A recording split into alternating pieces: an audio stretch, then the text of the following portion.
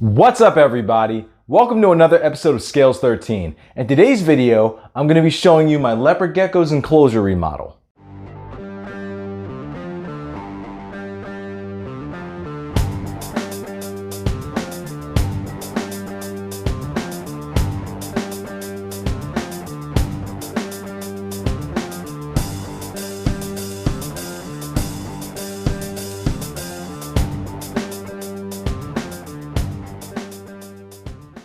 All right, guys, let's go over our basic setup for our leopard geckos, right? We have our warm hide, check. We have our cool hide, check. We got our humid hide in the middle, check. And appropriate substrate, okay. And of course, the water bowl and additional calcium. And if you look down here at Tim's enclosure, basically the same thing. What's up, Tim? You got your warm hide in the corner there. You got your cool hide in the end. And you have your humid hide right where Tim is. Hey, Tim, quick question. Do you think we can do better? Do you think we can make this enclosure better and more naturalistic? All right, let's go. Hey, Gex, do you think this is an improvement?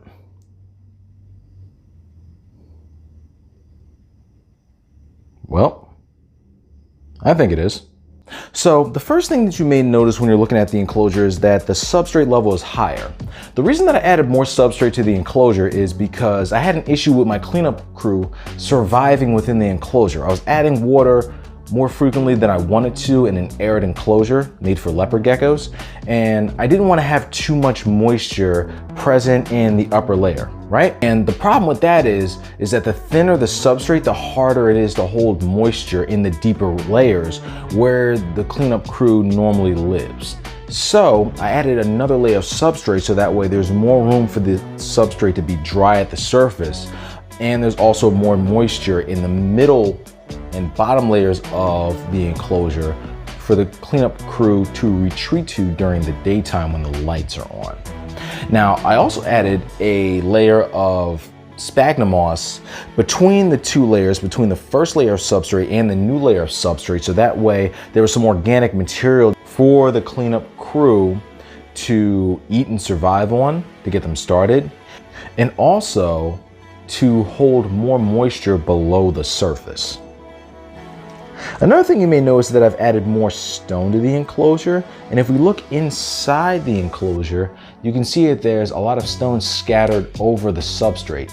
Here's the reason why. When you look at pictures of northern India and you look at the landscape, you see a lot of rocky outcroppings. And you see the same thing, of course, in Iraq and Iran, and that's where these animals come from. So what I was trying to do was, I wanted to make an effort to add more stone to the enclosure to replicate their natural environment.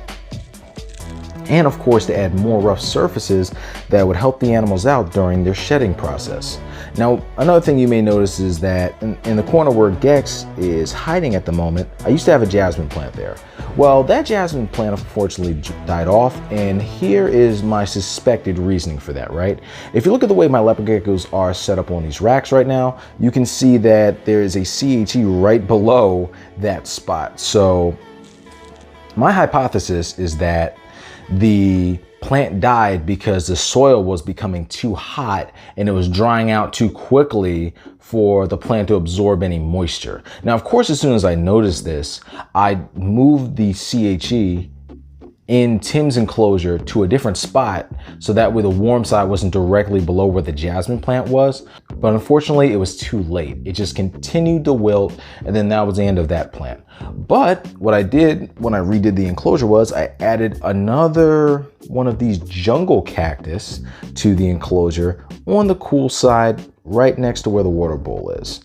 And so far, this little guy is doing well. It's not a very big one like the one I have in Tiny Tim's enclosure, but of course it has space to grow and it can fill in that entire area you can see to the left there. Another thing you may notice is that the humidity is a little high right now in the enclosure for a leopard gecko. It's at 57%. Well, that's because I just added the substrate to the enclosure, and of course it was moistened, but that's going to dry out in about a day or so, because of course my enclosures have a screen top on them and I have the CHE on with the warm lights. They're going to dry out the surface of the enclosure, but that humidity should dissipate soon. As you can see, the jasmine plant in Tiny Tim's enclosure is doing very well. It's actually thriving right now and it's growing at a very rapid pace. You can see some of the new growth at the top of the plant right there within the middle of the plant. So since these are doing well in these enclosures, you can see a little bit more new growth right there. Since these plants tend to do really well in my enclosure setups, I decided that this is what I'm going to use from now on. Now, of course, in a leopard gecko's environment, you're not going to see a lot of greenery anyway, like you would with, let's say, like a crested gecko. But it is nice to see a plant doing well in an enclosure that you're going to set up bioactive.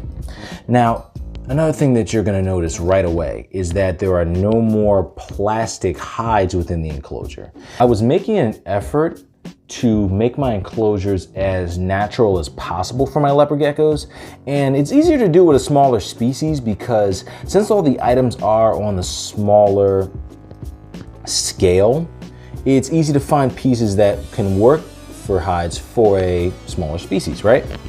And cork bark tends to work just well as hides for these leopard geckos. And if you look at the size of these hides, they're much larger for the leopard geckos.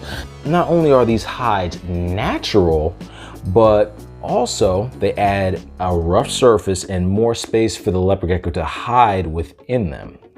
So Tiny Tim's actually hiding in his moist hide, which is right here. And we're gonna give this guy a roach. All right, one quick dubia for this guy. Now this particular roach isn't gonna be dusted because he just ate a day or two ago, but I think one extra roach won't hurt him. So I think he's in this hide right now. Let's see. Whoa, okay. Wow, that was actually a lot faster than what I thought it was gonna be. Good boy, let's see if we can zoom in and see if we can actually catch him eating it. Oh my goodness, wow. I didn't expect him to strike that quickly. I didn't even know this guy was in here. All right, well, the roach is gone. Do you want one more, buddy? Just so that way we can see. And these are small roaches. This will actually be the end of his feeding for the week after he gets this second meal here. Let's see, I'll take one of these smaller nymphs right here. So you can see he's not a very large roach, so I'm not actually giving him anything that's going to fatten this guy up too much. Come here, buddy. Another thing that you may notice is I actually have bark and smaller stones around the enclosure. And the reason that I decided to do that is in the pictures that I saw of the landscape of Iraq and northern India, you see a lot of small pebbles lining the dirt that you see on the ground. And so in an effort to give the animals an option to get away from the looser areas of the substrate and be on more solid ground, I decided to add some small pieces of slate all around the enclosure, with only small areas of the substrate being exposed, as you can see in the left corner there. And I also put some large flat stones in the enclosures so that way they would have a large area to just sit out on like they would in the wild. I placed this big stone next to the warm hide because even though it's not directly under the warm hide, the tip of it, which is closer to the log, is actually absorbing some heat within the enclosure. This will give Tim another option for thermal regulation, where if he wants to keep his body warm but not too warm, he can also lay out on this piece of stone right here. All right guys, well I hope you guys enjoyed this video. I'm sure Tim did, since he got a nice little snack. And don't forget to like and subscribe to my videos. I hope you guys like this little update that I did on my leopard gecko's enclosures. Maybe next time I tear these enclosures apart, I'll take out that foam rock wall in the back and build my own. That would be pretty fun, right? It's also good to change up your animal's enclosure from time to time for enrichment, because think about it guys, if you're in an enclosure, let's just say you're in a house or you're in a room, right? You want to change your decor once in a while just because you get tired of looking at it, and it's really good stimulation for the mind. And that speaks to the same thing with enrichment in an animal's enclosure, because you want to give them something new to smell, something new to climb on, and something to just freshen up the area. That way your animal isn't looking at the same thing all the time, where it's not going to sit around and get lazy and lethargic, right? But anyway guys, hope you enjoyed this video. Please remember to follow the Instagram, that's scales_13.